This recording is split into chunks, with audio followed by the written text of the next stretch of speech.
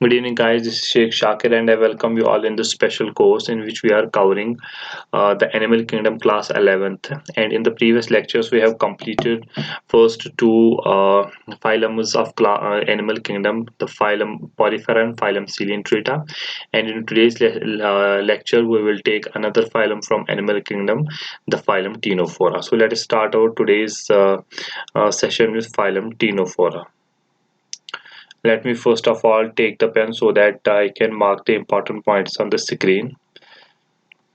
As far as phylum Ctenophora is concerned, it is another phylum that comes after Coelenterata. It's a small phylum and it has many common features with phylum Coelenterata. But because of some peculiarities, it has been given the name of a new phylum, that is phylum Ctenophora.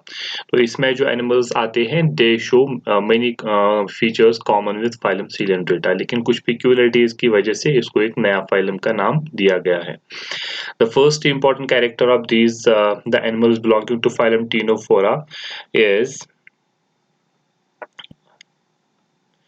the animals belonging to this phylum are first they are free swimming. Free swimming means they are not attached to any substratum. They are free to move in water. ठीक है. Second, their body is transparent. That means you can look through these bodies because they are jelly like and they are soft bodied. Why they are soft bodied? क्योंकि इनकी body के अंदर कोई भी endoskeleton या exoskeleton नहीं होता है. ठीक है. That is why they are soft bodied. And the important character among them is they are exclusively marine. ठीक है. जो हमने सिलेंड्रिक्स देखे थे उसमें से कुछ मोस्टली मैरीन थे वो, लेकिन कुछ मेंबर्स फ्रेश वाटर में भी रहते थे जैसे कि हाइड्रा था. लेकिन the members belonging to phylum Ctenophora are exclusively marine. That means none of the members from phylum Ctenophora live in fresh water. Fresh water इनमें इसमें से कोई भी नहीं रहता. ये सारे on the whole live in marine water, means salty water or sea water. And these animals are commonly called comb jellies. Why they are commonly called comb jellies? Let us see first. If you look at the body of these animals, it is either oval, conical, flattened or ribbon-like. For example, इस तरह से इन animals की body होती है. ये इसकी body के tentacles होते हैं which help in food capturing the prey. and इसकी बॉडी पे जो है 8 rows ऑफ प्लेट्स होते हैं जिनको हम कहते हैं कॉम प्लेट्स. अब इनको कॉम प्लेट्स क्यों कहते हैं? We will see that. 1 2 3 4. This is a 5 6 7 and 8. These are 8 comb plates present in the bodies of these animals.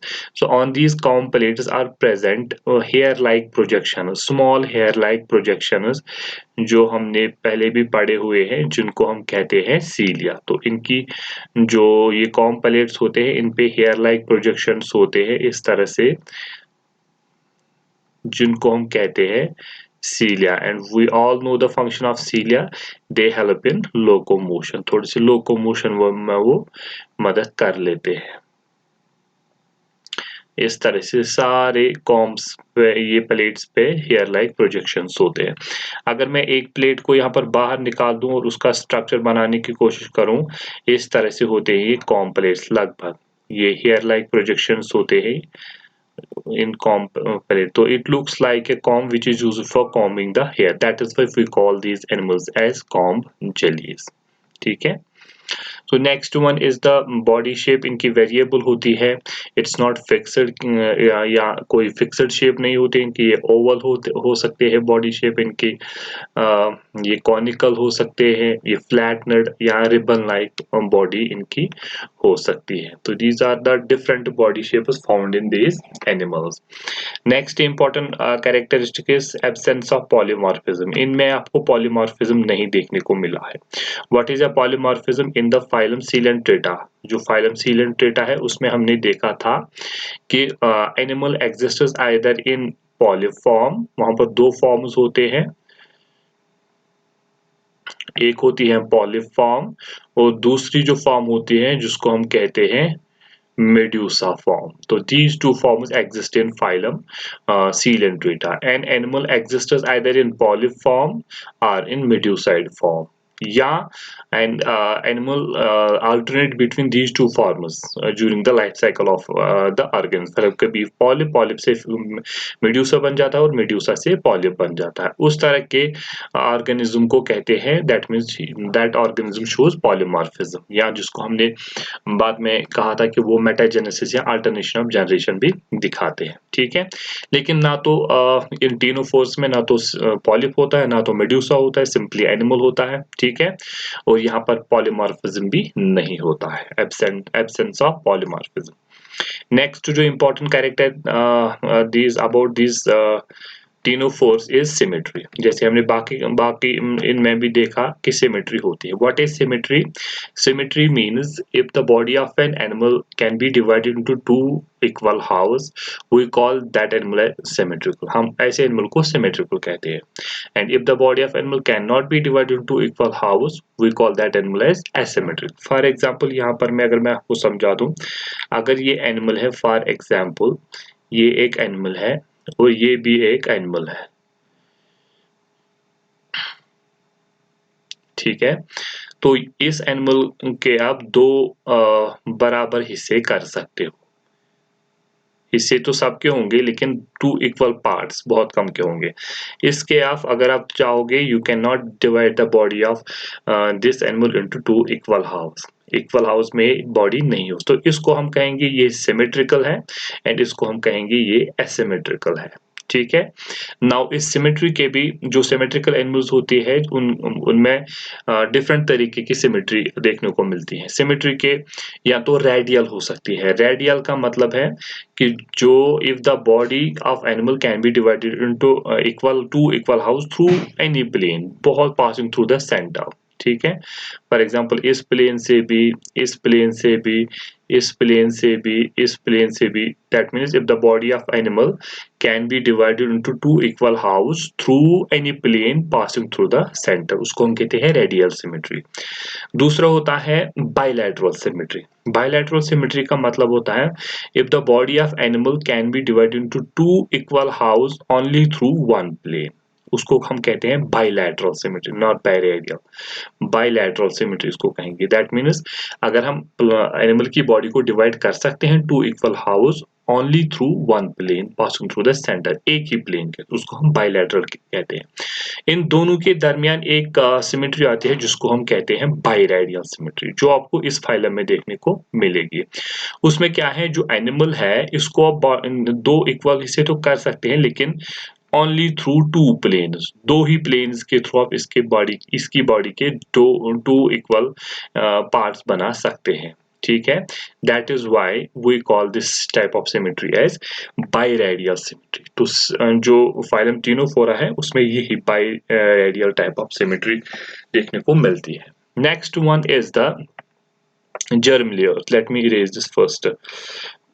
Germ layers का मतलब है कि जो हमने पहले भी पढ़ लिया है कि after gastrulation in the gastrula three cellular layers are formed, जहां से फिर सारे ऑर्गन्स डेवलप होते हैं। जैसे कि फॉर एग्जांपल ये एक लेयर है जिसको हम कहते हैं एंडोडर्म, ये दूसरा लेयर है जिसको हम कहते हैं मेसोडर्म, और ये तीसरा लेयर है जिसको हम कहते हैं एक्टोडर्म। इस तरह से एक्टोडर्म, ठीक है, ये पहला है, ये बीच वाला है, ये मेसोडर्म है, मेसोडर्म, एंड ये इनर वाला है जिसको हम कहते हैं एंडोडर्म। ठीक है, तो ये these three germinal layers exist in an organism. ठीक है, इन ए लिविंग ऑर्गेनिज्म। लेकिन अब जो लिविंग ऑर्गेनिज्म है उसमें या तो मिनिमम दो हो सकते हैं या मैक्सिमम तो तीन ही हो सकते हैं। अब एक ऑर्गेनिज्म में इन तीनों में से या तो दो हो सकते हैं या तो 3 हो सकते हैं, लेकिन इन ऑर्गेनिजम्स में टिनोफोर्स में सिर्फ 2 ही लेयर्स होते हैं, इसलिए इन ऑर्गेनिज्म को हम कहते हैं डिप्लोब्लास्ट। जैसे हमने देखा सीलेंट्रेट्स में भी 2 ही थे, जो पॉरीफर्स है उसमें भी 2 ही थे, इसलिए इन सब को हम कहेंगे ये डिप्लोब्लास्ट है। Only 2 germ layers are present. कौन कौन सा जर्म लेयर होता है? एक तो एक्टोडर्म होता है, ठीक है, दूसरा एंडोडर्म होता है। ये जो मीजोडर्म है इनमें बिल्कुल एब्सेंट ही है। Mesoderm is completely absent in these animals. That is why we call these animals as diploblastic. Next one is the coelom. ठीक है, तो जैसे हमने जावा कैरेक्टर्स में भी पढ़ा है, अगर किसी एनिमल में मेसोडर्म एब्सेंट है उसमें सीलोम होने का कोई भी चांस नहीं है। सीलोम का मतलब होता है बॉडी कैविटी, ठीक है। इफ फॉर एग्जांपल या space between the body wall and alimentary cavity, for example if this the body cavity, if it is not lined by mesoderm on all sides, we call this body cavity as only simple cavity or space. इसको हम coelom नहीं कहेंगे। Coelom किसको कहेंगे फिर? अगर इसके सारी बॉडी पर ये mesoderm कवर है, ठीक है, that means if this body cavity is lined by mesoderm all over from all sides, we call this cavity as coelom. लेकिन यहाँ पर mesoderm ही प्रेजेंट नहीं है तो बॉडी कैविटी कैसे बनेगी, सीलोम कैसे बनेगा? इसीलिए we call these animals as acoelomates, like coelentrates, like these porifers and in ctenophores also. These are all phylums which are acoelomates, in which coelom is absent because mesoderm is also absent. Let us move on to the next character, that is the organization. Organization means what is the arrangement of cells, because after all every living organism is made up of cells.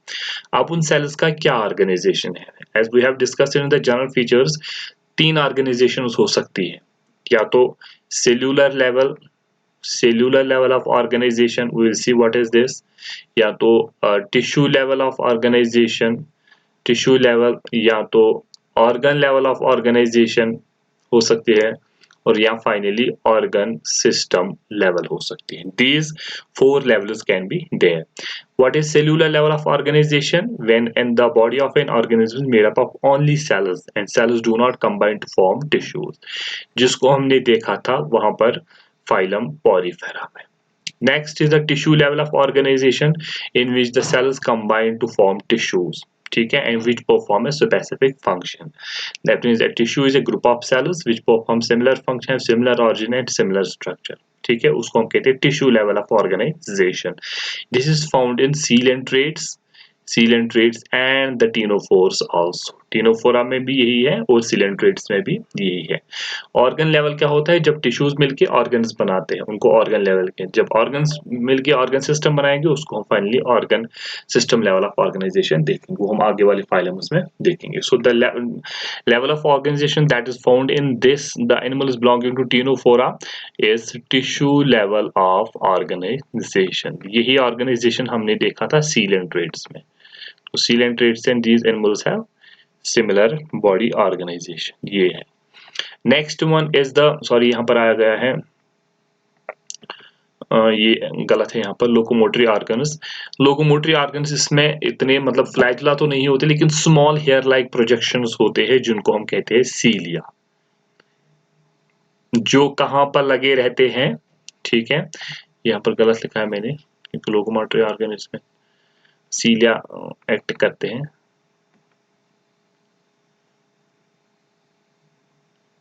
सीलिया, ठीक है, जो com plates हैं जो मैंने अभी बताया, उस com plate पे हम कंगे की तरह उस पे फिंगर लाइक प्रोजेक्शंस लगी रहते हैं जिनको हम कहते हैं सीलिया। These cilia help in the movement or locomotion. They make the animal motile. Apart from these cilia, the body of these animals also have long thread-like these projections. These are called these tentacles. 2 are present in these in the body of these animals, tentacles. The function of these tentacles is the food catching, ठीक है। ये 2 इन number हो सकते हैं, 2 होते हैं इसकी body पे, ठीक है। Next one is the body wall. What is body wall? Body wall का मतलब है जो बॉडी की आउटर कवरिंग होती है या बॉडी की जो कवरिंग होती है वो कितनी लेयर्स की होती है। जैसे हमने सीलेंट्रेट्स में देखा उसमें 2 लेयर्स की थी, यहाँ पर भी वो 2 लेयर्स की है।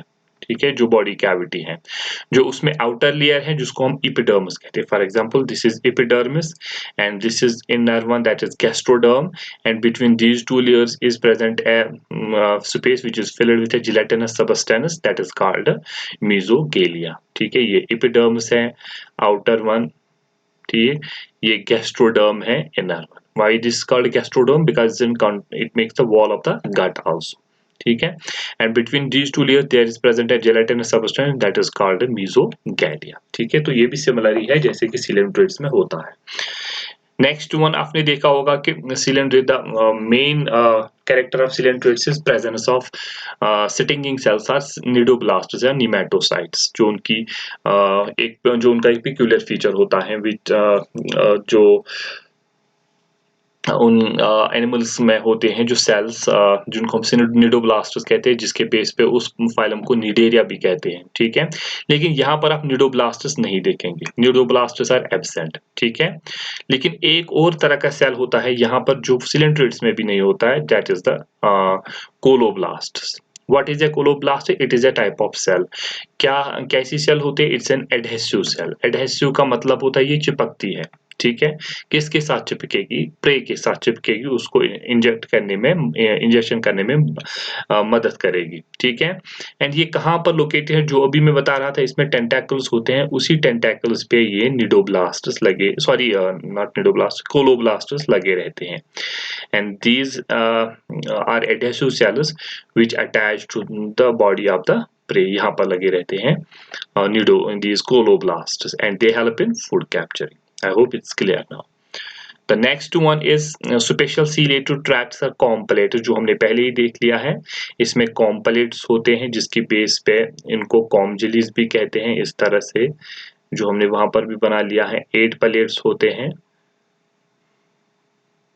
इस तरह से, लेकिन इन पे सीलिया लगे रहते हैं, that is why they help in body locomotion. ठीक है, एंड इसी बेस पे इस फाइलम को दूसरा नाम हम देते हैं comb jellies, because they are having comb plates ciliated completes for locomotion and their body is jelly like, that is why they are called comb jellies। ठीक है, next one now let's move on to the reproduction. किस तरह से करते हैं? जो इसमें mail और फीमेल होते हैं वो सेपरेट नहीं होते हैं। That means these in these animals the male and female are not separate, they are united। what does it mean? that means the male and the female sex organs are present in the same individual। तो उस तरह के organism को हम कहते हैं hermaphrodite which is having both male and female sex organs। ठीक है, या आप उसको दूसरा नाम दे सकते हो बाइसेक्सुअल, ये भी आपने नाम सुना होगा बाइसेक्सुअल, या आप इसको दे सकते हैं मोनोएशियस, ये भी उसका नाम दे सकते हैं। दैट मीन्स ये जो एनिमल्स होते हैं इन एक ही एनिमल में दोनों सेक्स ऑर्गन्स पाए जाते हैं which produce sperms and eggs also. ठीक है, after the production of sperms and eggs why are these sperms and eggs fuse to form the first cell of an individual, that is the zygote. वो कहां पर होती है? वो external होती है। That means fusion of male and female gamete takes place in water because they are aquatic animals, the water is all around, so sperms and eggs will fuse in the water and will form the first cell of an individual, that's called the zygote। जैसे ही zygote बन गया तो zygote किस में develop हो जाएगा? अब zygote will develop into a new individual। तो जाइगोट डेवलप हो जाएगा न्यू इंडिविजुअल। लेकिन क्या ये डेवलपमेंट डायरेक्ट होती है? जाइगोट से न्यू इंडिविजुअल बनेगा, morula, blastula, gastrula and finally new individual बनेगा? नहीं, यहाँ पर क्या है? The development in these animals is indirect. Indirect means it will involve A larval stage. सबसे पहले लार्वा डेवलप होगा। लार्वा कौन सा डेवलप होगा? सेडिपिड लार्वा यहाँ पर डेवलप होता है। ठीक है, यहाँ पर जो लार्वा है वो इसको कहते हैं सेडिपिड लार्वा, जैसे हमने सिलेंड्रेट्स में देखा है उसको हम कहते हैं प्लैन्युला लार्वा। लार्वा जब बन जाएगा, larva will metamorphose into a new individual. यहाँ पर डायरेक्ट डेवलपमेंट नहीं होती है but indirect type of development होती है। ठीक है, I hope the general features of phylum ctenophora are clear now. Now let's move on to the next concept, that is the classification of phylum Ctenophora।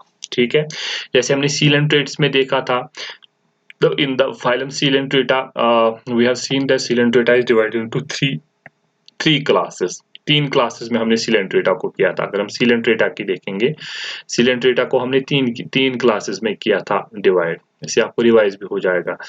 सबसे पहला था हाइड्रोजुआ, दूसरा था साइफोजुआ and तीसरा था एंथोजुआ. लेकिन ये क्लासिफिकेशन किस बेस पे की थी हमने कि इनमें पॉलिप प्रेजेंट है, मेडूसा प्रेजेंट है, दोनों प्रेजेंट है, कौन सा एब्सेंट है, उस बेस पे हमने किया था इसका classification into three groups, hydrozoa, scyphozoa and anthozoa. लेकिन जो phylum ctenophora, it has been divided into two classes only. इसके दो ही क्लासेस हैं. ठीक है. And this classification is based on the presence और एब्सेंस ऑफ टेंटेकल्स, जो मैंने अभी बताया आपको. ठीक है.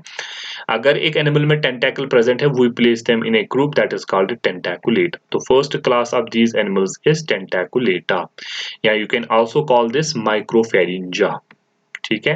What is the peculiar feature of this class? Presence of tentacles. इनकी बॉडी पे ये जो बॉडी होगी इनकी, इसकी बॉडी पे टेंटेकल्स होगी जो फूड कैप्चरिंग पे मदद करते हैं, और जिसपे अभी मैंने कहा कि कोलोब्लास्टस लगे रहते हैं, adhesive cells which help in attaching to the this pray.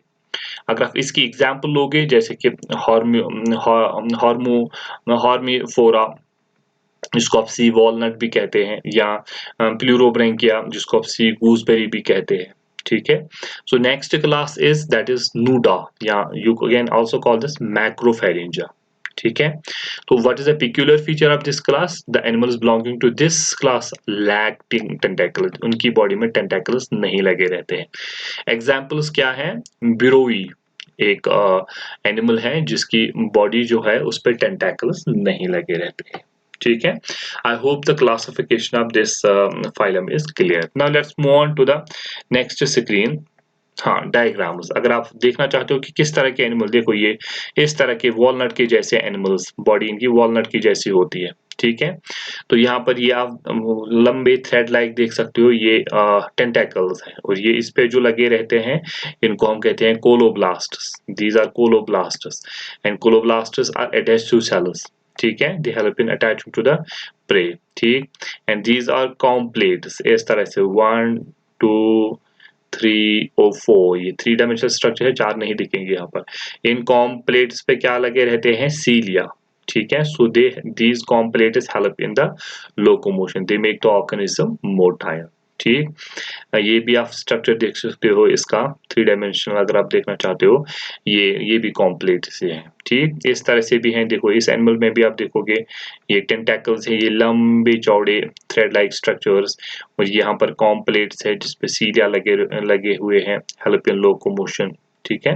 So these are the structures of some animals belonging to phylum Ctenophora. I hope कि Ctenophora के जो जनरल कैरेक्टर्स एंड क्लासिफिकेशन आपको समझ आ गई होगी. अगर आपको कोई भी कंफ्यूजन है तो please right in the comment, and also right कि आपको वीडियो कैसा लगा. If you like the video, अगर आपको वीडियो को देखने में मजा आया, आपको समझ आया, please like the video and also share with your friends. मिलते हैं नेक्स्ट लेक्चर में. Till then good bye. Take care.